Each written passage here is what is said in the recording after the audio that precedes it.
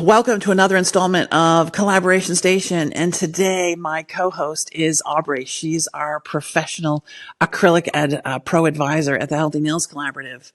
And we have a lot of stuff that we want to do and talk about. But today, Aubrey, we have a guest, Lysa, and she and I spar a lot, and we're going to monopolize the conversation and whatnot. So I'm going to get you on with just myself. At some point. I think this should be a regular thing with acrylic. I would love it. Yeah. So Aubrey's been in the industry for a very long time. And how long's that, Aubrey? 29 years. I've been doing nails professionally, but I technically started doing manicures on my mom's clients while they were under the dryer when I was 11. So. No kidding. Amazing. Yeah. When it wasn't regulated at all.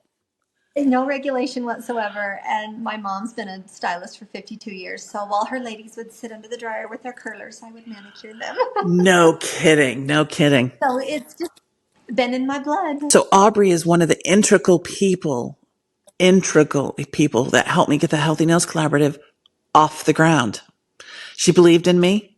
She believed in what I wanted to do, and she got right stuck in with me. Which I can never thank her enough for that. So thank you so much for all your belief in me. Oh, I'm a little bit teary. From minute one, I just reached out to you. I thought I'm just going to be brave and reach out to this lady and just tell her, I think what you're doing is amazing and I want to be part of it. And most of the ideas, you guys, that we come up with, when we get on our chats with Aubrey or we're Zooming in a meeting, she has the most amazing ideas. And she's not just another pretty face. And while she's really, really gorgeous, she has amazing ideas that really blow me away. So that's the accolades that I'm going to give to you. So you're not just a nail tech. Oh, thanks. You do have amazing ideas that I just never think of.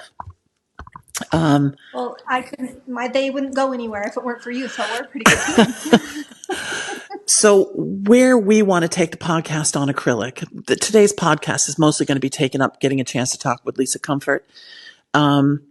And I don't want us to be sidelined. We're going to do our own podcast just on acrylic. Today's guest is very vocal like I am.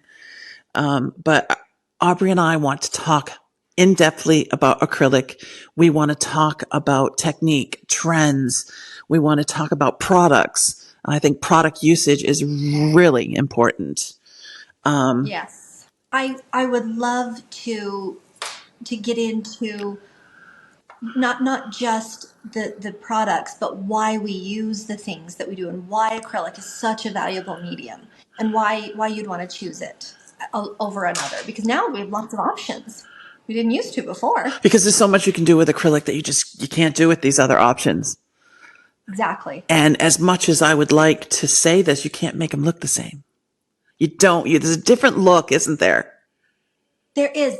I can look at a person on the street and can tell what's on their nails. Right. And since you're in a small town in Utah, right?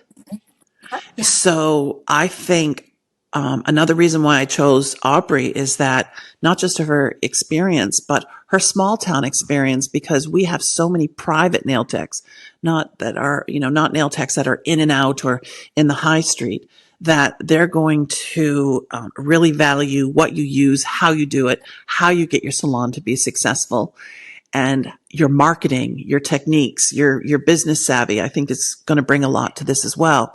So we may sit here a lot on the podcast chatting about things that, we have ideas and feelings, but I want to get into your head and the brass tacks for people who are going to be acrylic nail techs, especially for nail tech students and new nail techs, directions that they can take and the opportunities that there is out there. So like today, it's going to be mostly about Lysa Comfort because we're going to start sparring. You watch us. We have our... Can't wait. I can't wait. Okay.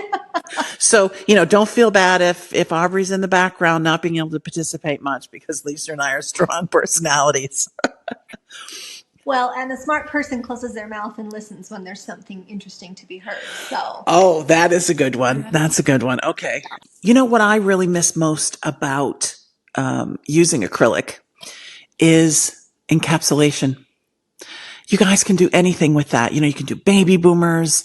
You can do the ombres, no problem. What is it called when they cut into the acrylic and make great designs? Does that have a name? Okay. I'm a nail tech who does some art. I'm not an artist who works on nails. You're a designer like me. You're a Yeah, sculptor. I decorate them. Yeah. But I am a nail tech first and foremost. And another thing you can really do with acrylics is pink and whites. Oh, pink. That sharp, yes, crisp, perfect smile line. Yes. That line of demarcation that you can get by cutting into the pink and then floating that white up to it. There is nothing like it. I do dip pink and whites, and I'm really hard on myself about them. My clients are going, "Oh, I love them. Oh, I love them," and I'm like, in my head, I'm going, "They're not a real pink and white. They're not acrylic. I should do that better." And I'm going, "Can I just put a silver line over that?" And they're like, "No, it looks." Oh yeah. Because I want that crispness that's in. And there is no substitution. I really like that, and I can't. Some of the people I'll never get as customers because I don't do acrylics, and some people are just really, that's what they want, that's what they like, and I can understand that because I've had on acrylics before. Yeah, and some people request it because they actually know, and some people request it because it's all they know. Oh, that's a good point too. That it's all. Find that, and that's no matter what they're requesting. And I feel you have to get down to the real reason they're asking for what they're asking for. And you can fill acrylic way better than you can gel, in my opinion. I don't understand these techs who remove their sets every time. That's a whole separate thing. We need to have a whole separate thing on that. There's no reason not to do a fill. On acrylic, I totally agree. If you're doing acrylic, they fill so easily. Now, I'm a soak-off gel person because I personally cannot get a gel to look good filled. And the crunchy edges that you get around it when you file it too thin, that's going to lift on gel. So a lot of people do it all the time, and that's absolutely great. Okay. I do fills on my I have like 4 clients that get structured manicures, and I fill them. That's a hard gel though, right? No, I actually use the Young Nails fiber gel for mine when I do it. And that's a soak-off gel? And I just fill them. Maybe I need to see you do a fill because mine suck. And I always say we're going to soak these off. I like my clients to have the look of a new set every time they come here. Mm-hmm. Maybe it's just, maybe I just suck. Well, no, from what you said, I'm wondering if you're just applying it far thinner than I am. I do thin nails. Yes. My clients do not want thick. There is a measure of, it's not bulky. The gel's still thinner than the acrylics, but it's still there when there's a clear line that I file and then fill. Because Laura does gel. Laura does gel and she does it seamlessly. And I do it and it just looks absolute, dog's breakfast. And you're probably doing it just as a base coat as opposed to. Yes, I don't. Is that kind of how you do it? Or is that base coat as opposed to structure? Yes. You know how I do the revival powder and it's, my clients love the strength because it's so thin. And once you file any bit of that off, it becomes crunchy and thin and you can lift it up with, I don't want to be able to get my nippers up underneath the product. Oh, yeah. Yeah. Yeah, I think it's just the depth is the difference. Depth is the difference. Okay. Not you. You're perfect. I'm going to wear a little badge that says depth is different. It's my difference. Depth is my kryptonite. I drive so many people crazy because I take it off, all the time. I'm a soak-off queen. But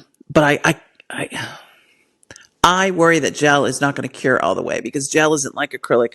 Gel isn't, going to keep making those chains all the way until it's all cured. If you have your right ratio, of the liquid to powder. Yes. Gel, that UV light can only penetrate so far and can only cure as far as the light can penetrate and can seem cured at 50% cured. So I think that's a pro and con of gel and acrylic is with acrylic, as long as your ratios are reasonable, that's going to cure all the way. Which is probably why I've been so fortunate in my 30-year career to have not had reactions on me or any of my clients, because it's, in that regard, it's going to cure, end of story, no matter what. And you don't get it on the skin. I've seen your work. You No. leave a really good line around all of that skin. So as an acrylic person, I want to ask you, we now have Gel X tips. We now have dip powder. We now have polygel. They're calling it hybrid this and hybrid that and fiber this and fiber that. Do you think that Gel X or polygel, when they use the duo forms, do you think that's cheating? Why do we think that's cheating? So my first instinct when it first came out was absolutely, this is such a lazy method. This is cheating. But, now that I have warmed to it, I've used it, you know what, there's nothing wrong with finding like, everybody has their niche. And acrylic is so difficult to master. And if you don't have the inclination to put in the time, or if you just don't have the knack, there's nothing wrong with finding something else. But as far as those things for at-home methods, I mean, not the Gel X tips, I think, are a fantastic option for at-home methods.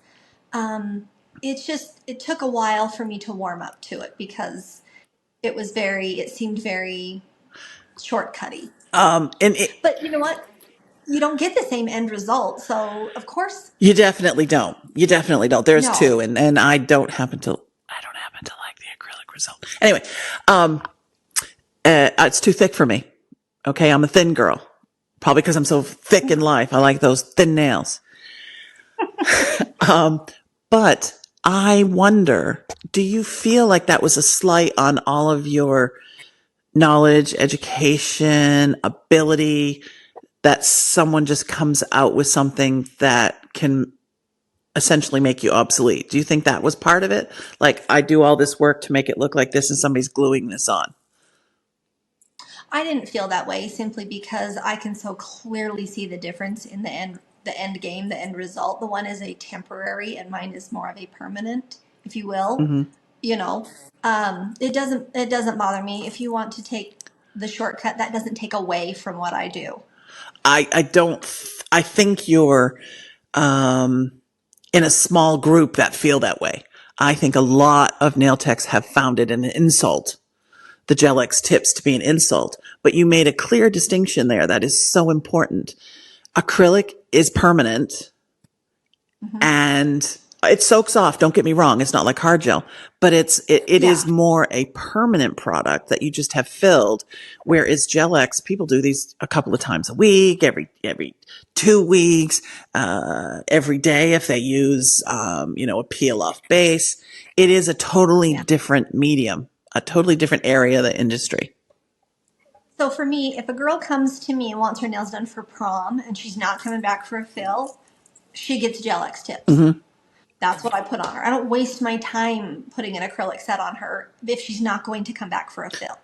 So I like it as an additional option. I think that's a really good distinction. Somebody going to the prom, not going to come back. But I don't think it's fair out there when people put other nail techs down or anything like that. It's just something that we do in the nail industry now. It's part of it. Not everybody can do acrylic. Okay. Not everybody likes the smell. I am not a master of acrylic. I can do it fine and it looks good, and I can do a mean pink and white. I just can't take the smell.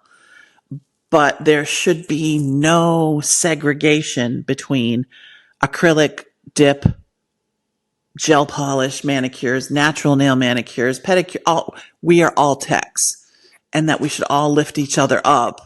And for every gel tech that is out there, or Gel X person, or dip, or acrylic, we all have things we can benefit from sharing with each other and interacting and networking with. So I'm over the bullshit. Yeah, there's a product out there there's a medium for every tech, and there's a client for every tech. I've said that a million times. That's the hill I will die on. What is your favorite thing about the nail industry? Because we talk about a lot of negatives because there's a lot of things we got to put right in this industry. But what's your favorite thing about the nail industry being in it? The human connection. There is no other industry besides the medical industry where you touch your clients. We have a special relationship with our clients, and I respect it. I love it. It's the best part of my day. It just is. My people are my people. And Yes. it's just the way you get to know people as a nail tech is incredible. Totally I incredible. used to have a sign that hung over my door in one of my salons that said, "Enter as strangers, leave as friends." And I believe that so fully. Yeah, definitely. And it's the only thing that keeps me in it. I'd like to address that we do talk a lot of on the podcast, a lot of things that concern us because that's what's at the forefront at the moment in the industry is the, because we have home DIYers now because nail salons not always so great to go into. COVID was around and people got locked in and they were doing their own nails. The price of stuff is going through the roof. We have concerns with overexposure and stuff. So there's a lot of negativity, but there's still tons of positivity.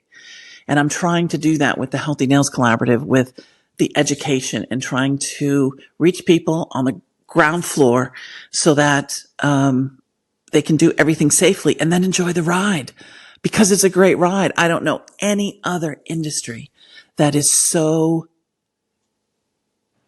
unlimited and creative besides being an artist. Oh yeah, the creative outlet. You've got social, you've got creative. I mean, it ticks a lot of boxes for me. And the self-satisfaction, if you're just a home DIY person, accomplishing it, that's fantastic. Everybody needs a hobby. I mean, there's a lot of positives that can come from this if done correctly. If done correctly, says to Healthy Nails Collaborative people. Now, has being part of the collaborative affected your career at all? I live in such a small town, small community. When I tell my ladies that I'm the pro advisor for the Healthy Nails Collaborative, oh, that carries a lot of cachet. They think that's amazing. They have no idea what's out there, so I throw that around left and right. Has it affected you negatively on social media? It has not. Oh, good. I've been very lucky because it was a concern. It's a hot button issue, Right, but right. I've managed to. I guess I'm under the radar. Not anymore. You're on the freaking podcast now, darling. You are on the radar. How do you feel about that? You know what? I will never be sorry about aligning myself with a program that is there to educate and help and keep people safe. I'm sorry, but what's wrong with that? I think it's the founder. That's the issue. Well, you know what? You're only one piece of the puzzle. Right. I want it to be about opinions. I want it to be about knowledge. I want it to be a safe space for people to go to. Safe space.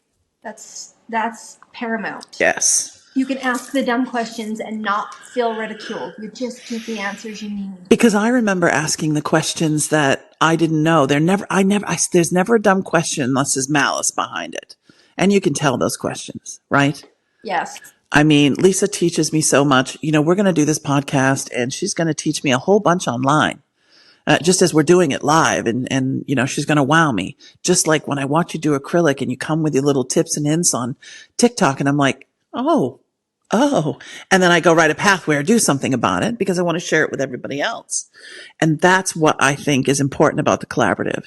And this is Collaboration Station. So we get to talk about it, right? Yes. I love it. Okay. There's always something to learn. There's always something going on. And have you read Laura's, she just did a pathway on nail layers?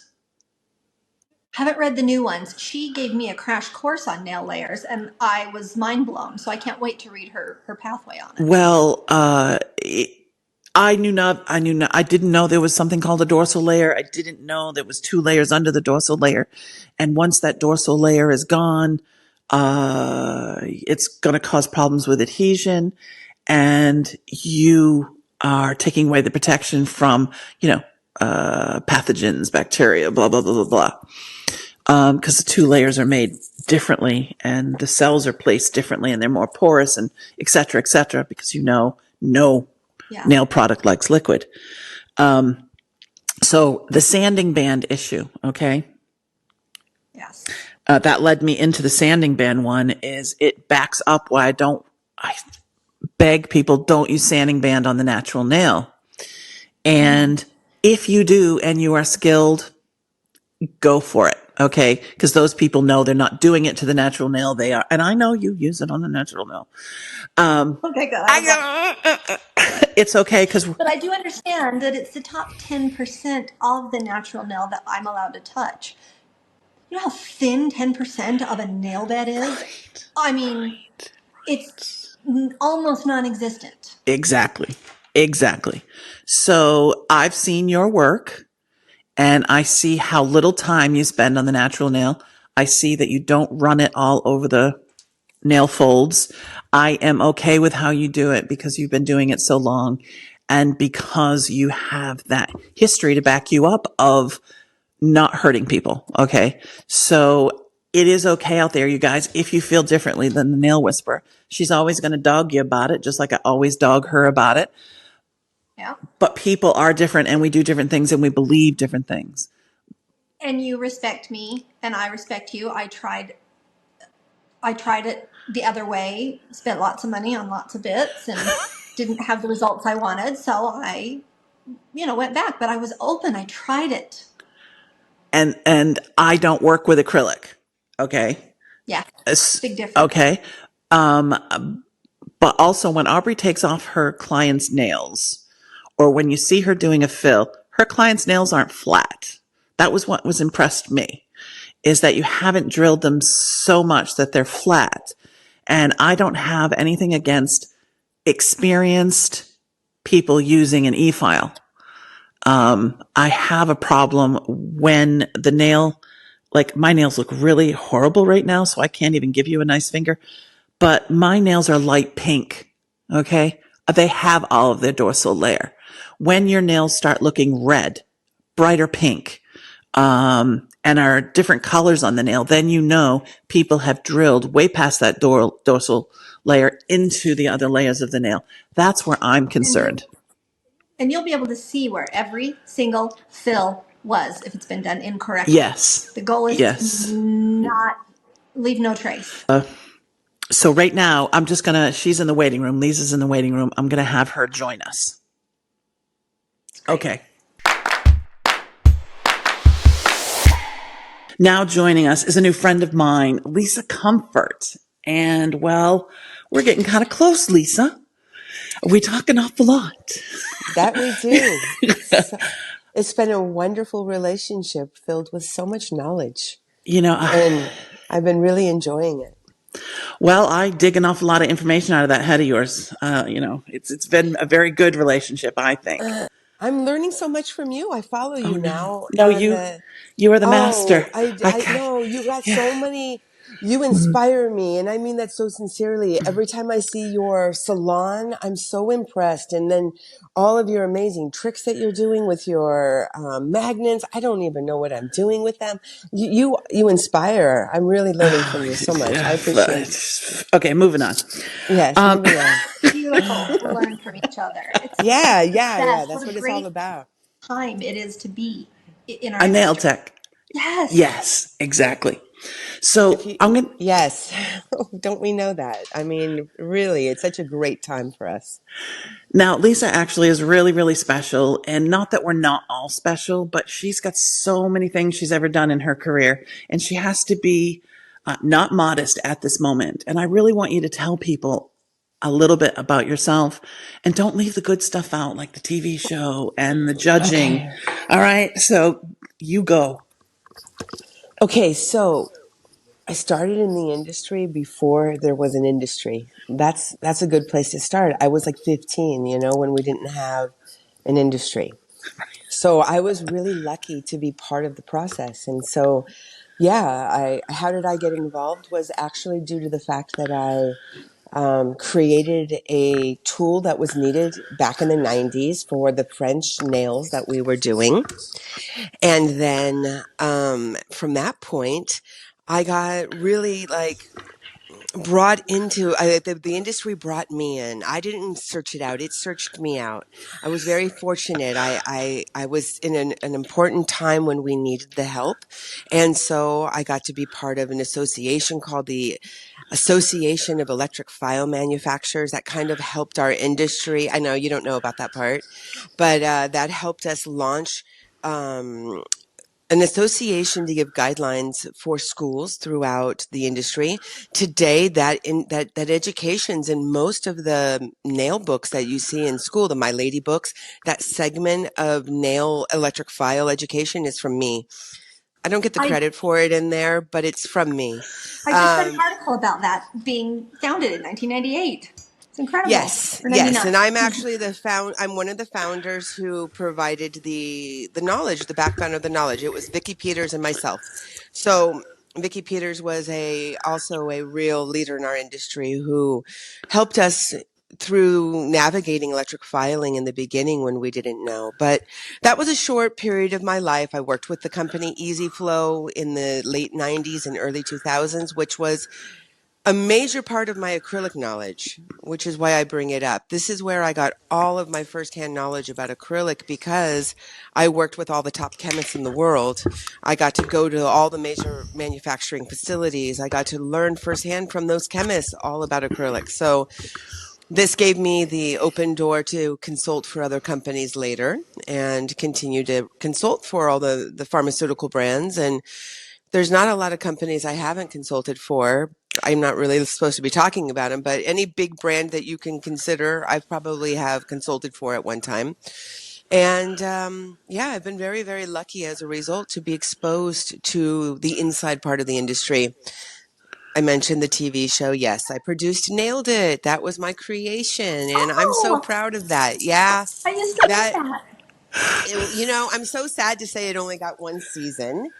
But it was a good season. It was an important season and it helped establish the fact that we as nail techs actually do have a lot more to what we do than just sit behind the table and we're a lot more than just madges that polish nails. So it was a great and it all came through my invested time that I did outside of America with the nail competition sector. And that is probably my greatest accomplishment. I I think have an so. association.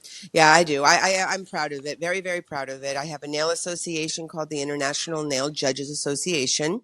And we have like 640 certified members now that are just people who are qualified to help the nail competition sector, which is surprisingly important, very important. If you look at the backbones of all of the companies in our industry today, still, they're on the backbones of nail competition. They got founded on nail competitions. Harmony, Gelish, Beauty Alliance, the owner was a champion. Entity started on the backbone of Tom Holcomb, Tom Bachek, both champions. OPI only hired like John Hawk, rather, excuse me, because he was a champion. Odyssey Nail Designs, Trang was a champion. Max Estrada, Nail Couture is a champion. I am a champion. Charisma Nail Innovations. I can go on and on and on. So what I think is amazing is people don't realize outside of the United States, I feel, at least I know I didn't know, is how big acrylics are outside of the United States about the big competitions Mm. and and how integral acrylic still is in the industry. Because here we're going into Gel-X tips and we're going into dip and all of these things, but some Hmm. amazing artistry is really happening outside of the United States. I just wanted to interject that. Yeah, absolutely. You're very on point with that. And there are some parts of the world that are actually more developed with acrylic and haven't quite developed in the gel sector yet, and primarily that's the South American part of the world. They're still strong into acrylic, but acrylic is an extremely important medium used in nail competition because it is the tool used for the structure that really pronounces the structure that we want to see in competition. So yeah, if you Right. want to compete, generally it means that you're going to develop the skills with acrylic. I can't do any type of nail art. I am like, I'm a designer. Laura calls me a designer, and I'm going to go with that because the hand drawing stuff and the sculpting, and that's like out of my league. So I'm respect to all Uh, those people who can do good I'm with acrylic. you. I'm also with you. I've I seen your work. separate Get the out of two. here. I separate the two because acrylic is actually not the same as art. But if you ask me to Thank you. That's fair. it's That's really not the so same important to remember. because yeah, acrylic is not the same medium as art. And I work with some of the best artists in the world. So when I say it's humbling to be around them, it's an underestimate. But most of them are using a brush and paint. And if they are doing acrylic, their skills in acrylic are actually more dimensional work, like 3D, and not so much in an artistic format that represents a canvas. But I have the same. I hold very high respect for people who are able to do the same thing with gel. When I see a gel expert able to do things that I couldn't even imagine doing, I'm blown away. It's such a difficult medium to use. In my opinion, acrylic is so much easier. Is the We're relevance? You also, most of the time when I'm in touch with you, you're writing to me when you're on set on a break. So His too. she's so modest. She's so His modest. too. She's jet setting Oh, around the fucking world. She's in Hollywood or on I do LA or on what? set doing nails for people. And I'm kind of like, we were talking earlier about, being awestruck by people, and you awestruck me. Is that a Oh, word? thank you. Awestrike? Awestruck is a word. I'll take it. Thank you. That's I very said you kind of awestruck you. me. I I appreciate knew that. you were going to be modest. The set work is to me like, I don't know how to summarize the set work. The set work is fast, easy, good money. And so I Oh, do it because it's fast, easy, good money. On the second side of it, yes. Do I I'm do digging. Beyonce commercials and go to the homes of Al Pacino? Yes, I do those things too. But you've met Al. I have, I have. We're just going to get rid of her now. It's just going to be you and I, Aubrey. I Don't can't. don't be I can't too talk. don't be too impressed Oh, because he's not the nicest guy. He's kind of jerky, and I had to he say can that be whatever he on. wants. He You can. I know don't who I? care. You know what? Yes, and he's like old he's old as fuck. We can say fuck, right? He's Right? super Yeah. See, old we as can fuck, say. so it's all good. It's all good. He's like the same age as my mom. He's old as fuck, so he's allowed to be old. But you know who actually that is impressive that I just did was I did the nails for a 93-year-old man who is a doctor, and he was the attorney in the script, the writer of the speech for Martin Luther King Jr. That was like that got me all emotional, and that was kind of Wow. interesting. And he signed a book for me. So that's Wow. I something to got share. goosebumps with that Yeah, one. me too. That was something. Yeah, that was something to share. But the other stuff, being on set with Beyonce or doing those kind of things, aren't really that exciting. My claim to fame, or almost claim to fame in Hollywood, was one day we're sitting out in the Florida room, me and my husband, and we are, the phone rings. We're watching TV and the phone rings. And I'm like, hello. And they're going, it's something, something studios. And I think it was Sunrise or, Hmm. and they're calling me and they want a nail tech. They want to fly me out there. Wow. Because one of their stars wanted natural nails, and I specialized in natural nails. As soon as they saw my site, they wanted me to Hmm. go out there. It was a stupid amount of money, Lisa. Sure, I know. It is, isn't it? And I said, well, Did you I do couldn't. it? No, I couldn't go without my husband. I had my own business. Um, I, felt out of my depths doing Hollywood nails because I'd only been doing nails at that point for about 9 years. And And you never learned who it was, did you? They were so vague, but they said I would have to sign a non-disclosure and I had to do all these things. And I'm like, I didn't feel up to the task. But now I was like, stupid. I should have done it. You I know, have one I experience. do say seize the moment, seize the Yeah. opportunity. But you know, you don't really like. I didn't know I was going to Al Pacino's house when I went there. I didn't know I was going on set for a Beyonce commercial. We just get hired on. We don't know what we're doing, and when there's something that's something special or whatever, and we start signing the NDAs, we're like, Right. okay, something's happening. But I just go on. I do more commercials for like Minute Maid orange juice, or you know, I do Apple commercials where they're holding the phone in the hand, things Honey, like that. They're very look, basic stuff. They're Aubrey's not in all it. celebrity. I had one experience with Oh, celebrities. When I worked for OPI, I got to go up to Park City and work in one of the gifting houses during Sundance, the Sundance Very Film cool. Festival, and I got to do celebrity manicures all day. And That's you're cool. very much reminded that you're just the hired help. oh, Yeah, you know, It was cool, you but get it was paid well like, for it, but you're doing nails. yeah, I mean, it's it just you're really and just a truly you're you're doing just doing nails. a manicure. It's nothing. It That's was right. like, okay, this isn't special, but it was a cool thing to me. It was awesome. Yeah. So Did they let you take pictures with the celebrities? that was before camera. I may have had a Oh, phone okay. in my camera, but this was Yeah. 20 years Before, ago. yeah. Yeah. I don't ever take pictures with the people I do work with. okay. I So, got all excited about my story. I had Yeah, one. no, well, no, hey, we listen, needed your I story. appreciate the fact that also that I know now that you worked for OPI. I was an educator for several years until it became That's really traveling awesome. was too much with my children.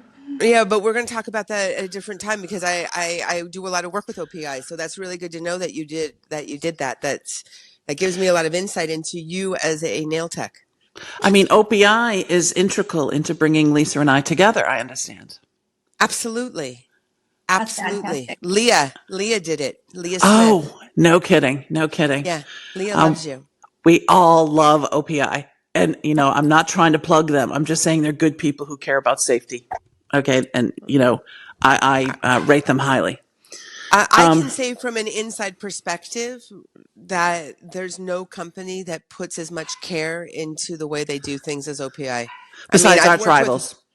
I have literally, I couldn't say because I don't know anything about arch rivals, but I will say that as someone who has consulted with OPI for the last 20 years, that I'm No aware kidding. of. Yeah.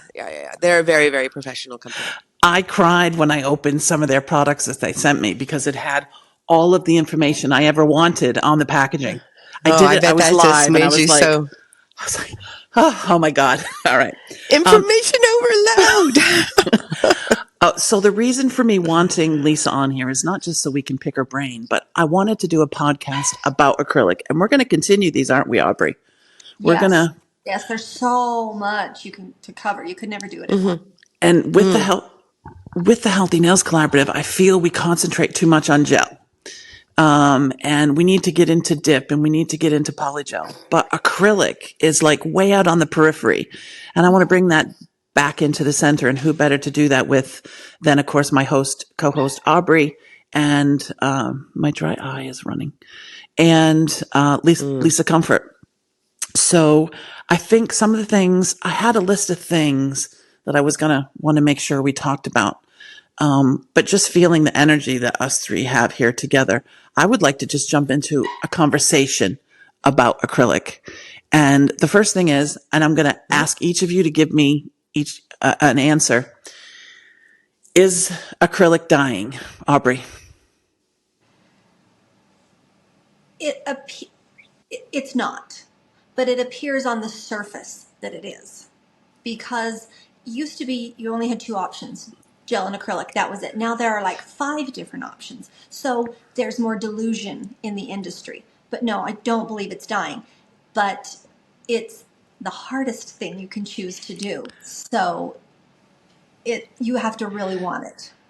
You're not just Lisa, is it dying? Okay, so I'm going to give a different perspective, and that's going to be as a manufacturer.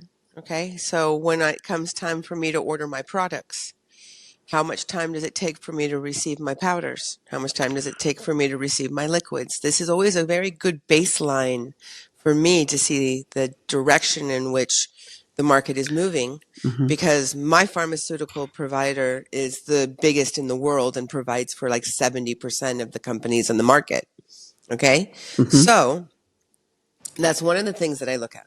One of the other things I look at is, as a consultant, when I'm being hired by the companies, the big brands that we've talked about already, when they're hiring me, what are they hiring me about? Are they hiring me to talk about acrylic with them? Are they hiring me to talk about gels with them? What are they diving into themselves? What is their trajectory, and where are they going with their future sales? What are they working on production and their education format? All of these things are very relevant to me because it tells me what's going on for the future. And instead of focusing so much on what's happening today in today's market, I can get a grasp on it just talking to my community and to see what the requests and the demands are. But it's a lot easier for me to look at it from a global scale, from those two perspectives. And then the third perspective, of course, is then, for example, I have the 20 competitions around the world. When we see the registrations, are more people registering in the acrylic competition than they are in the gel competition?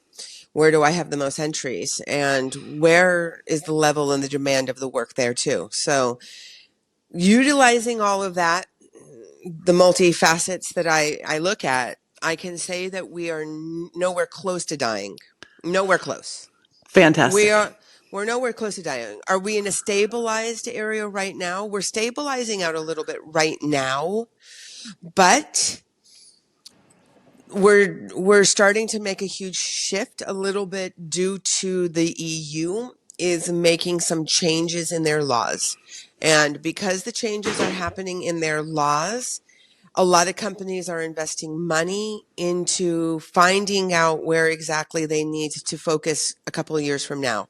So with that being said, acrylic will probably have an uptick and not a downtick in the next few years. From my perspective, from the Healthy Nails Collaborative perspective, I think one of the reasons we don't talk about acrylic a lot is the exposure perspective of acrylic and monomer, and that so many people at home are doing DIY nails, because I'm a firm believer that acrylic and liquid needs to be done by a professional. And I'm absolutely gobsmacked at some of the professionals that we have wiping a monomer full brush over acrylic. I am gobsmacked about how people will re-wet their bead, how some people will let it drip down the nail. I am gobsmacked at the size of brushes people will use. I am gobsmacked at the irresponsibility of manufacturers not letting the public know just how dangerous these products are. And part of me would like to see the industry go away altogether. That if we don't make it for professionals only, I believe that acrylic and monomer should not be in the hands of anybody who's not licensed. You can edit this out. One Okay. second. You can Yeah. edit this out. Every single thing that you said, I feel about gel. Oh, okay. Hold on. I'm not editing that out. I'm not I editing feel that about out gel. because And we're only. yeah, just to share with you, I mean, in every topic that you said, sincerely, I get the same thought process with gel. And have the same conversation. And this isn't a conversation today about gel, but we'll re-entertain another episode or conversation, and we can discuss these and why the comparisons of the same exact concerns are very, very much at the forefront of what's going on in Europe right now with the Well, gel. gel is a epidemic of overexposure. And that's Yes. why one of the reasons I came up with the Healthy Nails Collaborative is to be able to give people that information. But it seems like too much emphasis is being put on gel and the dangers of acrylic when people are picking that up, whether it's the fumes, whether it's the overexposure with the monomer, whether it is mixing things with chalk, or I don't know, putting it in the things people do with this very dangerous hazardous chemical. is very concerning because long before gel came along, we had overexposure issues with acrylic, and then gel comes along and it ups the ante on overexposure. And we seem to have forgotten that acrylic can do the same thing. But acrylic, by the mere nature of all of the raw monomer that we use, it's uncured. We need safety in place for that. And I've been concentrating too much on gel. And just so that you both know, because you're acrylic people, I would die to be able to do acrylic. I would love to be able to do acrylic. And I'm pretty good at acrylic. I can't stand the smell. It's my sensitivities. I cannot stand that smell. And you don't have a problem with the smell of gel? I don't use gels that have a smell. I won't use gels that have an odor. I feel there's something wrong in the mixture, and that there may be too much of a certain chemical in there. That would be even worse for people. The problem with gel, in my estimation, and Aubrey knows all of this, is the curing, how thick they're putting it on. Everybody gets shit on the skin, doesn't give a care, don't understand. And gel is too readily available. All of this shit we do is too readily available to the public. Available. Why And is it a licensed regulated industry if they are selling and marketing to the public? Do you guys understand the process of our licensing system? That's another podcast. We can have a whole nother podcast there. You guys, until you see our state legislators take 2 seconds to go on the floor and make laws pass, you're not going to see any emphasis on this. This is all done through state controlled, like lawyers go on the state floor to decide if we can use disinfectants. There's no logic in the licensing system that's working. But that's an entirely another podcast that you could really do on licensing. There's too much government interference and not enough government interference. That's true. But people are having, liquid monomer at home. That can kill you. That can kill you. It can lead to death. It's coma and death. So can fluoride. If you brush your teeth with fluoride and you swallow it, you could also lead to death. But you can't say that. You can't say that. I'm not going to let you say that because you're diminishing it. I understand we are that, taught. But you could eat gel and all have the same problems. They're both equally bad for you. I'm not saying gel isn't. I made that very clear. Gel is very dangerous, but not as dangerous as your kid picking up a colorly blue fluid like monomer and drinking it. Or primer. Okay. I mean, primer is actually the one that's the primer that you're supposed to use with acrylic. You want to put emphasis on it. If you want to put emphasis on a chemical that's dangerous, the emphasis really should be on the acid primer. Acid primer is really, really, really, really a bad chemical, and we use it for application of acrylic. Well, I think the important thing is we need to be looking at brands to put that emphasis. It shouldn't be you, me, and Aubrey putting the emphasis on this stuff. We need brands to come out and say more than a little tidgy bit on a bottle that, this is hazardous. We need to be taught that, like bleach. It's always my go-to. People know they shouldn't drink bleach. People know they shouldn't eat oven cleaner. You open the windows and vent it out. People know these because brands have taught that, but we're not teaching that in the industry. Excuse me? Every person in the world knows you don't mix bleach and ammonia when you're cleaning because it's kind of something like that. Everyone in the world should know how hazardous these chemicals are. They're hazardous chemicals, and people they underestimate them. And Lysa, you have to know that I'm a huge proponent of acrylic. I love acrylic. I wish I could use acrylic. I can't use acrylic. I know that. I know that you're not against acrylic at all. I don't take anything that you're saying as a personal opinion on it. I've been around acrylic in my life for 40 years. For 40 years, I have literally been living my life within acrylic. So I have vast understanding of the chemical in all its seriousness. I understand that it has safety hazards to it, as do the majority of all the chemicals we work with, though. That is true. All of the chemicals that we work with, even the disinfectants that clean our tools are dangerous and can be if you're exposed to them, can lead to other problems. So it's important that we emphasize the safety hazards, but it's also important that we recognize that like all of our chemicals, they can be used safely. They can be That is used true. safely. They can But be completely safe. professionals should use them safely. As all of our chemicals should be used safely only by professionals. I don't agree with the idea that any chemicals should be used by people who haven't been trained by them at all. So this is a question for both of you though, okay? So this leads into a natural next question. From a Healthy Meals Collaborative standpoint, I am trying to reach people at home as well because they are doing them at home, and that is the way the industry is heading, and that is the way products are being sold.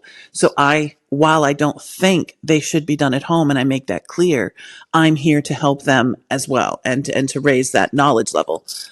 I am But totally for the home user. okay, but we say they should be used by professionals, okay? And this is not going to be a popular statement. Hold on, Lisa. This is not Okay. going to be a popular Okay. statement. There are Okay. so many fucking nail techs out there that don't know their ass from their elbow, even about these chemicals. So we're saying don't go, go to a salon, get a professional to do this. And I'll tell you, my whole customer base is built on people who don't want to go to those salons anymore, that don't want to be drilled, that don't want to be hurt, that don't want to be That have had bad experiences. Yeah, okay, that's a better way to say it. That had bad, people who've had really bad experiences. And I think we're at a point in this industry, a juncture where we can't say, hey, person at home, go to a professional salon because they're not great. By and large, mostly are not great. And people aren't going to like to hear that. But we need to start saying that. I say it all the time. I tell people all the time that you need to be careful. The consumer is being misled by the licensing, and that the licensing does not represent what should be. Mainly, a good example is you're talking about using an electric file. I hear in California, you go to school for 350 hours and you're not given any electric file education, and there's no testing on electric filing. But once you have your license, you're legally allowed to use an electric file.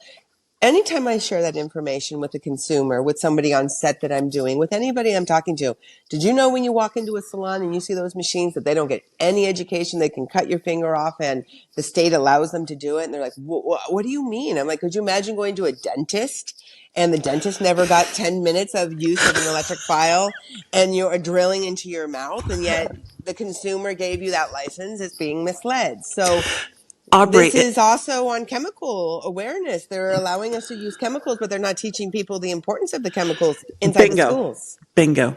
Aubrey, Inside the schools.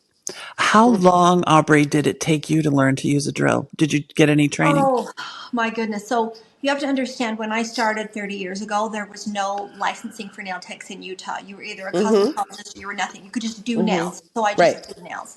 The lady that my mom had gone to used an electric file. So when I started, my mom bought me one and insisted I learn that way because it was, painless. The screaming matches Totally that we painless. had between my mom and I, the yelling matches for months and months and months between the things that transpired between my mother and I when I was learning that electric file. She's a saint. It's it's so difficult, and there was no training back then. Now there's at least training. There's YouTube videos. If you choose to learn, you can be taught. Now, when I was learning, it was let's go. But It took me 4 state years board, to learn to pick up a drill. You aren't allowed to use an electric file at your state board. You have to file by hand in Utah. So that right there is indicative of where the industry's at. So, Lisa, it took me 4 years before I dared use a drill on someone. Too And bad I didn't know you 4 years sooner. because I was self-taught, and there was no training out there for using a drill. And then a wonderful person that I found talked to me about using the file on the outside of a hard-boiled egg. And if I could learn to do that without breaking that thin film between the egg and the file, I was ready to do that. And I listened to her, and it took me fucking 4 years to do that. And now I think I'm a pretty good. There's only one problem with that theory is that the egg doesn't apply pressure onto the machine while you're working. So it eliminates an entirely important part of the lesson. But I do see the lesson. I think it's very nice when I see that lesson. But Right. in actuality, you know, when we're working on a finger, the finger is attached to a hand, and the hand, it has its own way of doing this. And when you're going like this, and then you're going like this, you're creating pressure. And pressure creates friction, and friction creates heat. So I do like learning on an egg, but if you're trying to master how to safely use a machine, I tell people bring a model with you so that you can actually have the model open their mouth and go, that hurts. That doesn't. The egg doesn't make a Like my sound. mom. I didn't dare do it on a person. I felt. I understand it's a different approach and it's a safe approach. And I mean, listen, I know a lot of experts that teach this way. I'm not knocking it, but I think I as a can step one, it can as be a step fine. one But it's there like needs to be step 2 and 3. I think it should be it's step one before you even work on a person. It really taught me so much about how quickly that drill can go through product, how quickly it can, go through things. I think it's a great first step, and especially people at home who are just going into stores and picking up these drills, or going on the Zon and picking up these drills and just starting to use them. the problem is that there's just way too much stuff out there. But you know what? Hey, put it on the list of podcasts. I No, could no, literally do a no. podcast electric file with you No, too. no, no. What's going to happen is Lisa is our official educator in acrylic and e-files for the Healthy Nails Collaborative, and she's going to produce for us a video for folks, I just have one.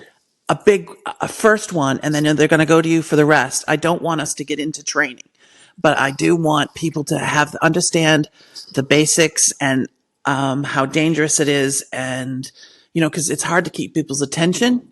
But I would like you to at least, have something. Well, it's not intermediate, a beginner. I have a mini course. I'm going to send it. I'm going to invite you to watch it. And then after you like Okay. it and decide if you Okay. like it, then we'll utilize it. But I have my mini course. It's really already done and it's lovely and it's very informative and it's non-product related. I don't do any product related. It's very Thank you. non-product See why we related. like each other? Yeah. See why we like Yeah. each You, other? did you Branded notice that education. I didn't even discuss when I introduced myself. I didn't even bring up Yes. that part of Yes. myself. I So know you have another part of yourself. that I didn't even mention. So yeah, which is so nice that I don't need to. And then Aubrey is going to do us one on, she's just hearing this for the very first time. Aubrey is going to do us one on not getting monomer on the skin, how to do a bead, how to lay acrylic, and showing us the things to avoid. I don't want to get into teaching people how to do acrylic. They can go to you for that, Lisa, or they can go to you for that, Aubrey. Mentorship through the Healthy Nails Collaborative. But I just want the basics on safety, what we need to know, is most important for me and the Healthy Nails Collaborative. And there's no better two people, you guys out there who are watching this, to learn this from than Aubrey and Lisa. And they're both on social media. You're both on Facebook, TikTok, Instagram, right? I Aren't am. you? Yeah. I'm Yeah. starting to. I'm doing TikTok because of you. So Oh, okay. you inspired me to do TikTok because I've been And I, told for a long time to do it, and it's only because of you that I'm doing it. You know, So Amber, you what? said. Can I say one really Yes. quick Yeah. one thing? Amber, you said something that was so important about the things that you had a problem with, and that was talking about the size of a brush. So pinpointing the idea of talking about not getting monomer on the skin really, really has a lot to do with the brush size. So, Aubrey, I don't know your feelings on the matter, but I would love to hear your opinion on that. What size brush do you use, and how do you feel about big brushes? I use an 8 to 10. I do not go any bigger. I don't, it's not necessary. It This isn't. makes me Aside from the safety aspect of it, you use a lot less monomer with the smaller brush, and there's no need to waste it. yes. It's too expensive to be wasting it. Thank you. Yes. And one important thing that we were messaging back and forth about what we wanted to talk about, and I had this whole list of things I wanted to talk about, but I feel there's going to be several podcasts. Okay. But one thing Lysa had said in her message was, and it made me think, because the Healthy Nails Collaborative, polygel dip, blah, blah, blah. I'm going to ask both of you. I'm going to ask Aubrey first. The pros and cons of gel versus acrylic. Why do you like it or not? Which product do you like better? So the reason I like acrylic better is plain and simple because I'm better at it, because that was the only option I had to learn with to begin with. That's why I chose it. It's all there was.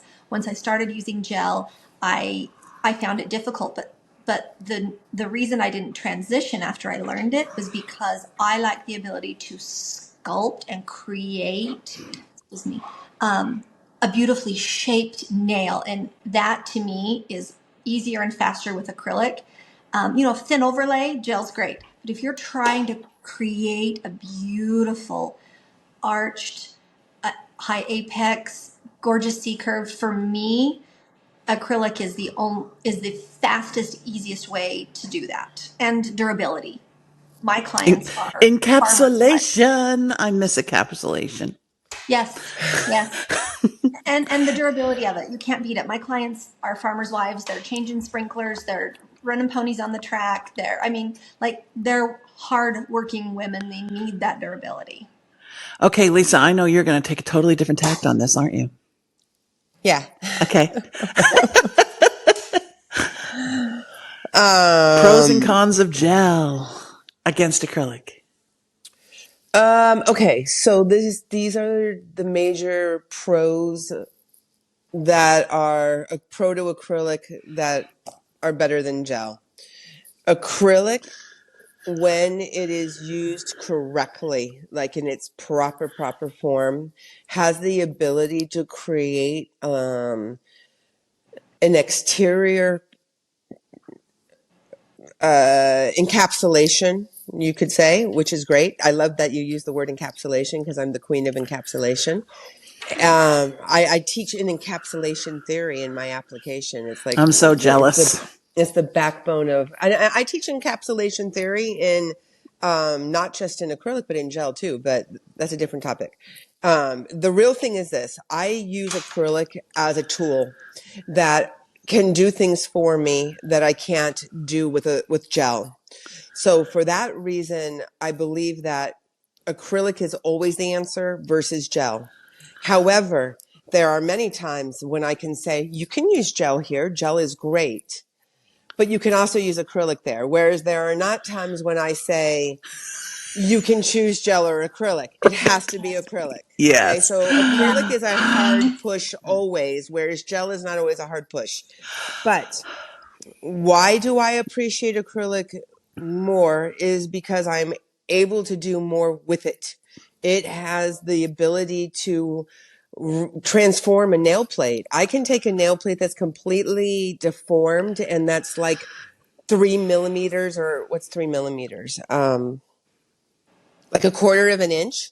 I can take a nail plate that's like a quarter of an inch and I can turn it into like an inch long nail plate with acrylic, meaning I can get the nail plate to regrow back and re-adhere and use the acrylic as a artificial nail plate so that the body gets tricked into re-adhering a nail plate. You can't do that with gel. Gel pools.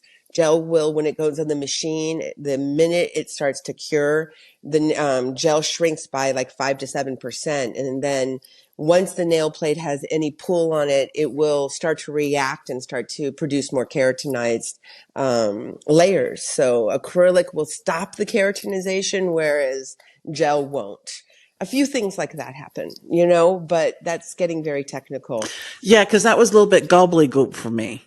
Okay, so Okay, and So, let I me was just like explain this.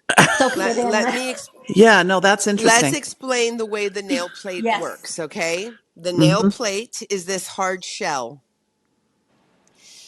The rest of the finger nail plate, a nail bed surrounding nail folds is all soft tissue.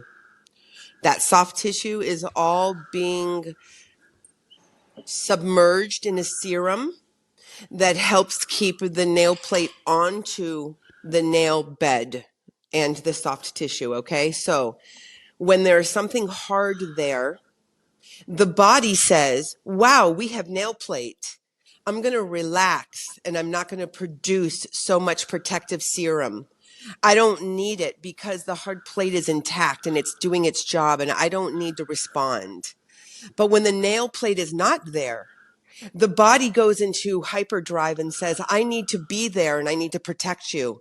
How does it protect you? In two ways. One is by nail plate that takes like up to 6 months to reproduce. The other is by producing a serum that helps produce things like calcified skin, more cuticle, excessive eponychium. All No of these things shit. start to, yes, all of these things come into hyperdrive. I'm a And I, little bit dismayed here, and I keep furrowing my brow because right now I am working with a friend's foot who has really mm, bad, we've overcome a lot of fungus. And mm, this is something I don't do as a professional. I'm doing it as a friend, and she is working with a clinician. mm. And I can't get that fucking toenail to grow, and it's because I'm using gel.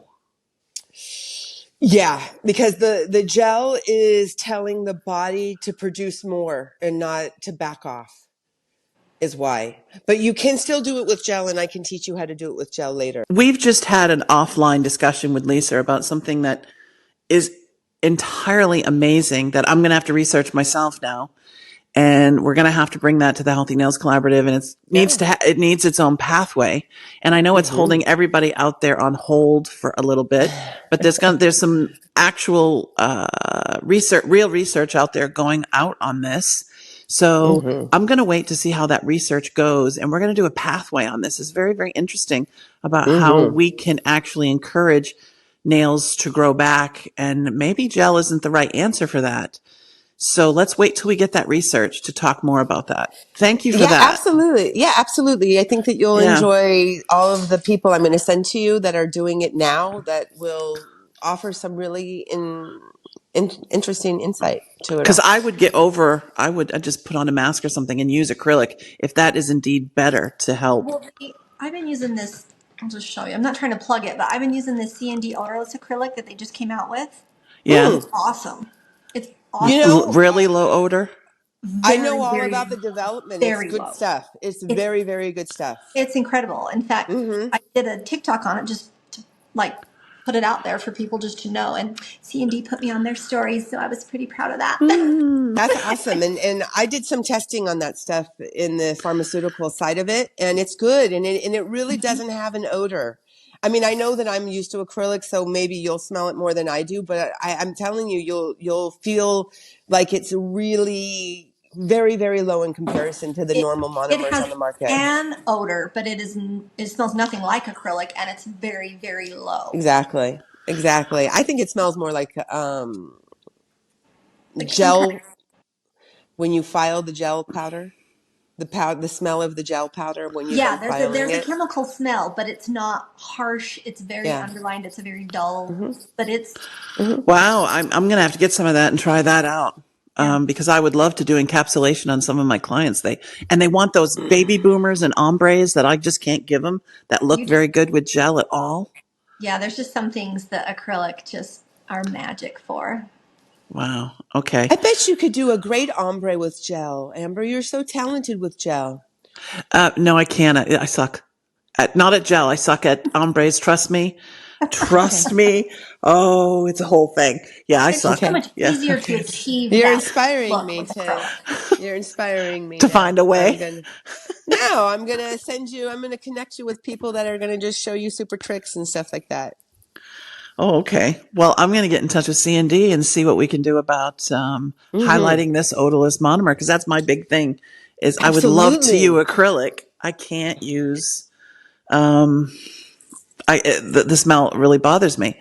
And if you want a name drop for me, so I know who to get in touch with, if you want to text me a name that would be great. But Lisa, if you have any connections at I'll make some C&D. calls. I have some connections at C&D. One of my closest friends used to be the CEO of C&D. Wow. Oh, well, hey, if And you he was want the to, president of OPI too. if you want to tell them to get this shit over to me, I will be all over that like flies on rice. Yeah, I know some people. I mean, I know Jan. I mean, Jan was on my TV show. I could ask Jan. Do you know it is so weird for us that you just name drop all these people that we look up to I know. and would never in a million years have a chance to talk to them. And you're just like, I just talked to this one. I just talked to that one. I'm like, You want oh, her number? wow. Yeah, Well, I guess most I'm very fortunate. I do. I know the majority of. Yeah, I think I know. I think I know everybody in the industry for the most part. companies don't like to talk to me because I'm, except OPI and Arch Rivals and Soft Gel, people, and there's another one there. I can't remember the name. They don't like to talk to me either. Don't worry. They don't like me, and They I don't know can't I figure out why exist, the so wife there's me. that. Well, I At least don't you know why. exist.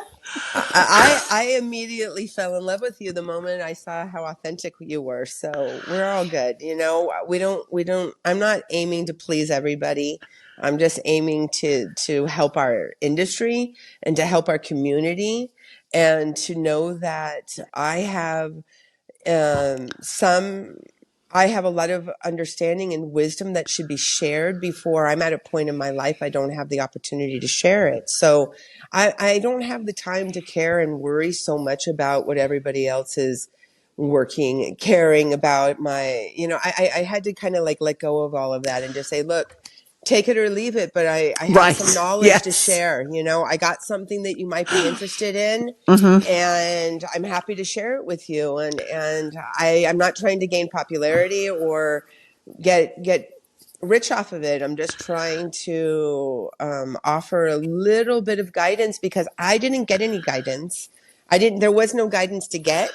I was by myself. You can see the picture of me at 15, just like I had 4 items and we didn't even have anything. I didn't have anything. We had OPI and Alpha 9 and I didn't even, that was before C&D even. I didn't even have the opportunity to work with. I Yeah. think all three of us have reasons why we're doing things. You guys didn't have the education and you want to share it. You have a wealth of information now that does need to be shared, because if we keep going by the shit that's out there now, we're not going to have an industry. And I have gel product allergies, which is turning over into many different things in my life that I am now sensitive to. And I have gone too far with the sensitivity, and it's turning against me on other chemicals. And I can never get my hands, really healed up. So I'm working with calluses now everywhere. And this one I didn't even know was affected. So my passion is, I'm mad at brands for not being better with their education. I am mad at the industry for not better licensing. And, I can't now wear contacts. I can only wear certain lipsticks. I can't use Dawn dishwashing liquid. I can't use any Band-Aids. Oh my God, Band-Aids are bad for me now. Yeah, I remember that it like can hurt your skin, right? Yeah, because it has an acrylate in it, and I feel like I'm Right. switching that barrier to just being sensitive to nail products, that it's just acrylates in general. And you have this pain, there's pus, there's cracking. I have to wear gloves. Like, I'm at my desk right now and I'm a little bit nervous that I'm not wearing gloves for this podcast because I might touch something and it will work its way right up my arm. It's horrible. I haven't been wearing my arm covers lately for sensitive reasons, my sensitivities lately, and I'm worried that's going to happen. And I should be able to do nails without this happening. And it happened to me, and we need to talk about this. It happened to me because they didn't teach us to wipe off no wipe top coat. And because I was doing what a brand told me to do, that it was no wipe, and I would wipe on the cuticle oil after curing nails. And that's how I got mine on just these 3 fingers. 6 fingers. And you have to think about that because chrome sticks to top coat. Well, it has to have something to stick to. It is not like they used to tell us static cling. Okay. All you have to do is to wipe the outside of your top coat with alcohol or acetone to see that film that is there. And gel cannot cure properly because of the oxygen inhibition layer on it. So that top layer. So motherfucker, you say no wipe, but it's still gel. So it's still going to have that oxygen inhibition layer. And I'm angry, and that makes me want to protect everybody else because I'm a human being with a heart. So people say to me, why are you doing this, Amber? I'm like, I don't want it to happen to you. Even though you're a dick, I don't want it to happen to you. Do you know what I'm saying? That's where I come from. Absolutely. Absolutely. Can I say something on that Yeah, level though? sure. I will, from a manufacturer's perspective, I will tell you this. And I'm glad that we're talking about this because you're bringing awareness to me on a lot of stuff. You know, a lot of the chemicals that we get as manufacturers, we get from our big pharmaceutical brands, regardless of who, I don't care what company it is that you're talking about. The biggest in the world are going to the pharmaceutical brands. Okay. Yes, they are. And Yes. you can challenge me all day long, but I know the truth behind it. And the pharmaceutical companies are the ones that give us the instruction, Amber. They're the ones that come to us and say, this is the instructions. These are the ingredients. These are the hazards. These are the testing involved. They're the ones that go and hire when in early 2000, I worked for the big pharmaceutical companies as a testing nail tech. They would come to us. I can give you I can drop serious names that we were all testers for the same pharmaceuticals. They give us the products. They give us the pathway in which we're supposed to use it. They get us back our reports, our quarterlies. We do all of this and we test it for a long time. And then we come back with our results. Okay. And then the pharmaceutical companies say, this company is ready to go out on the market, and they put it out. Okay. Then when the manufacturing companies, the big label manufacturings, when we get the chemicals, we don't get a scope on how to use the products. There's no, you must tell them to wipe. They're going to have these problems. There's da da da da da da da da. They just get the way that the people that are the experts knew how to use them without any problems. And since we do nails in a very, very high level Yes. anyways. Used safely. Yes. Because I'm for example, myself, I already understand about all of these, the necessary steps. I never used them incorrectly. I never thought about how they could be used in a manner that could cause damage. I never thought about, well, let's dumb myself down and do some damage and see what happens when you expose those chemicals. So the pharmaceutical companies got the stuff without any idea of what could happen and go wrong. They didn't do any crash test. Does that make sense? Yes, there is no crash test. There was no crash there's testing two flaws in that. There's just two flaws in that for me. That being one of them. Yeah, the testing levels suck. Yeah. Okay. But the two flaws for me is, number one, they come with an SDS sheet. And if I do not sell products, I was going to get into selling products. I see the SDS sheet. I see what is in these products, and I'm like, I don't want anything to do with that. I see how hazardous these are. And I started getting my first taste of what was actually in these products. And when I went to school, the only thing they taught me was to have your SDS sheets to hand in case somebody had, swallowed it or spilt it on them or something. And it's my fault I didn't get more into those SDS sheets because I would think differently about it. And a brand who is selling to the public, they have to be aware of those SDS sheets. They should be doing more research into their products. Not knowing is not an excuse. Just like it's not an excuse for me. I agree with you, but when you're buying from your pharmaceutical companies and you're paying for that, you're paying for their knowledge when you don't have the knowledge. I'm not an expert in this area. I'm paying an expert to do it for me. I'm trusting in the company that is providing me with the knowledge. So my point is that I believe that in the big picture of it all, the government allowing these pharmaceutical companies to sell to companies without having protocols in place needs to be considered. Yes. Needs to be considered because it's not a matter of a lot of the companies not knowing. It's a matter of the fact that they're not required. And when they're not required to, a lot of them are not going to do things they're not required And to we do, shouldn't buy from Camber. them. And we shouldn't buy from them because they don't give a shit about you. I'm sorry. That's how I feel. Uh, If they're not gonna, Absolutely, but you could say the same thing to McDonald's and to all of the other kind of things that are happening in the world that's allowing to be happening. It's like you think McDonald's doesn't know that they're feeding us garbage, but yet they're still being allowed to feed us garbage, you know? And that's why, because we live in a free market society where we're supposed to be taking it upon ourselves to understand nutritional facts and choose or not choose to go to McDonald's. I'm just We have using to it as take a some as an example. responsibility. We Right. have to We're supposed to assume have our own responsibility. awareness and our own responsibility because that is part of our free trade society. Whereas when you go to Germany well, and if you I saw the totally regulations are much disagree about different. this. I have to totally disagree. And those are Okay. food concerns and not nail concerns. I'm talking No, about the no, nail industry. I'm just using it It's a as an poor example. example. It's a poor Okay. example Well, for me. for me, it's all relevant in the sense that when we're not having regulations in general to take care of ourselves, we're getting exposed to poor things from all facets of our consumer driven world. All aspects of our consumer driven world are exposing us. So that doesn't mean that it makes it okay for the for the professional companies to not emphasize more. They should be. They should be, but Because in an now we know. ideal world, Now the yeah. information is out there and there are people like me out there talking about this information.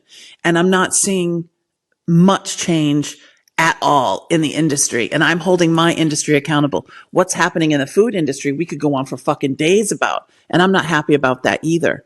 But as far Right. as the nail industry goes, we need to shit or get off the pot or lose our industry because they're going to take our fucking chemicals away. The They FDA are is going to take our involved. chemicals away.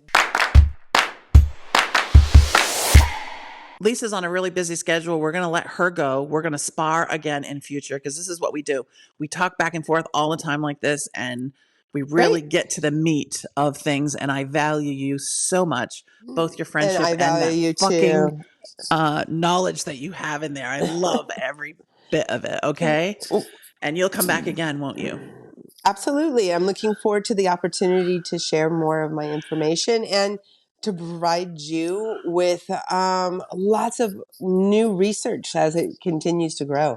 So Oh, Very. great. we're gonna continue on this and know that I am going to help you master these things we discussed in different ways with gel too. Okay, so Okay. stay. You got it. Okay, okay, You got it. And I'm okay. going to be And looking at then your research.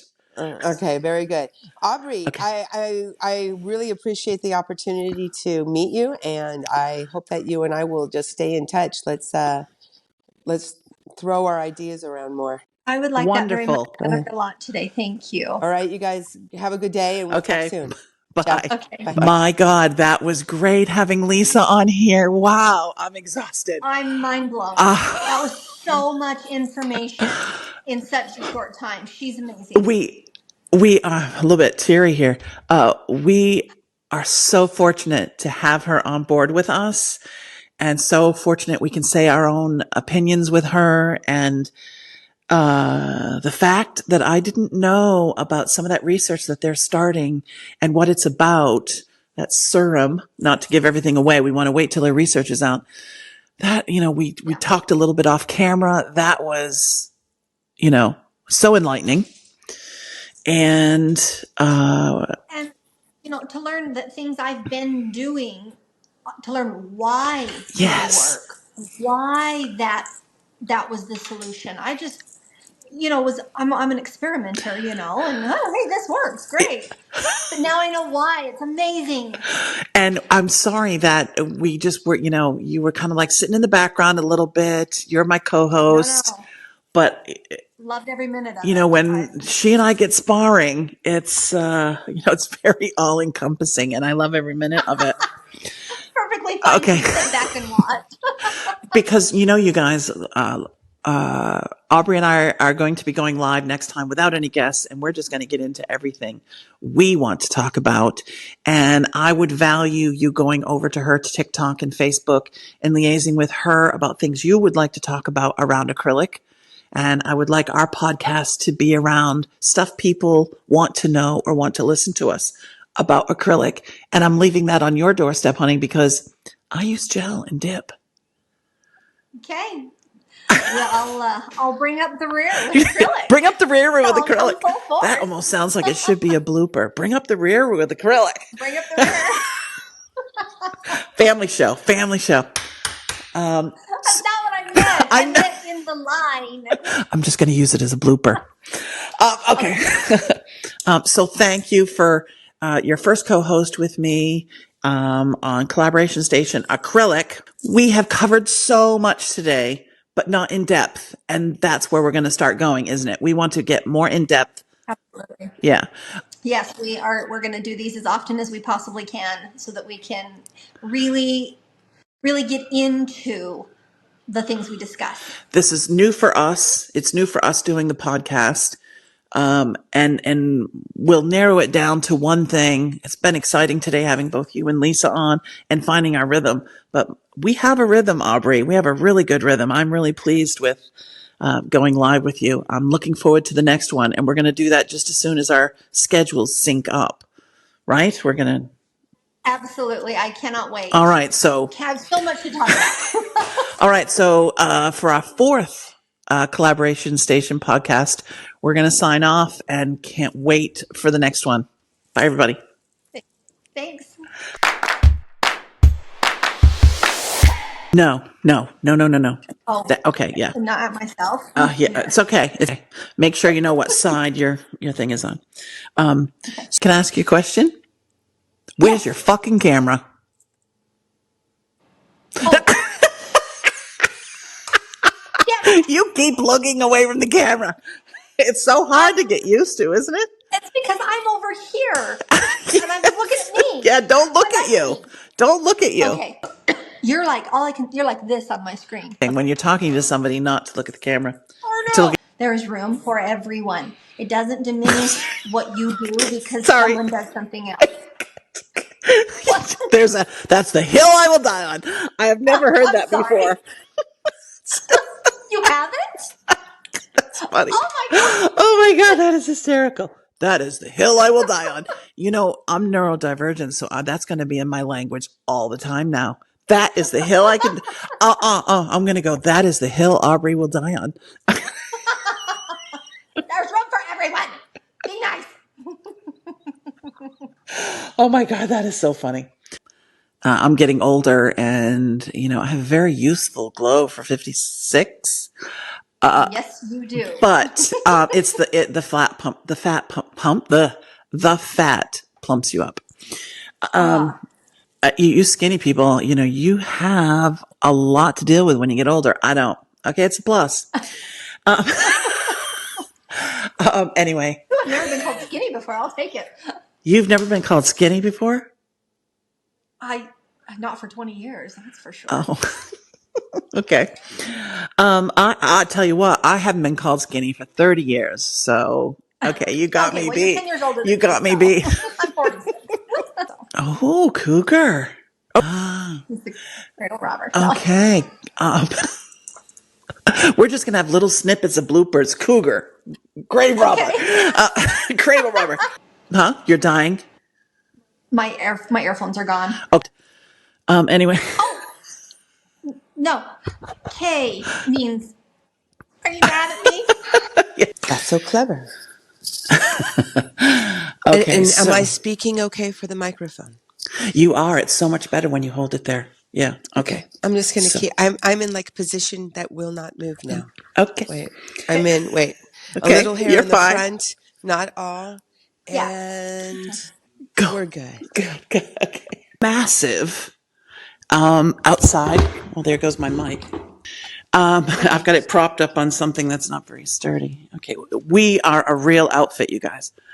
Rival's pot. Good. But it's so pretty. Darn. Isn't that the most beautiful packaging ever? Yeah. I remember when that packaging came out. Okay, you get your mic. You I got it? my mic. Okay. Okay.